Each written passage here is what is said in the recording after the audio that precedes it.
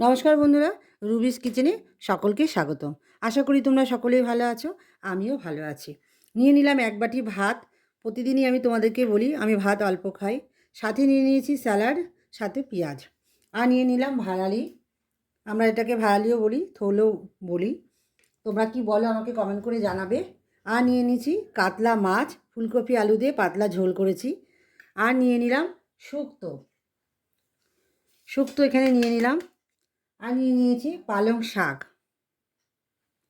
আর সবার শেষে টক দই।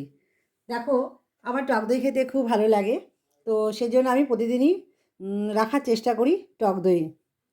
নিয়ে টক দই। আরেকটা বন্ধুরা, আরেকটা কথা তোমাদেরকে আমি বলছি, চাটনি। তোমরা তো দেখেছো আমার দুপুরের থালিতে চাটনি থাকবে, তা আমি অল্প করে চাটনি নিয়ে নিয়েছি, বেশি নিয়ে নিই, অল্প করে চাটনি নিয়ে নিলাম।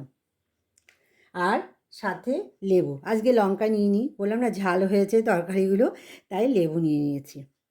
আমার এই থালিটা সাজানো দেখে তোমাদের যদি ভালো লেগে থাকে অবশ্যই কমেন্ট করে জানাবে। তার সাথে সাথে লাইক, শেয়ার, সাবস্ক্রাইব করে দিও। আজকে এই পর্যন্ত, টাটা, সকলেই ভালো থেকো, ধন্যবাদ।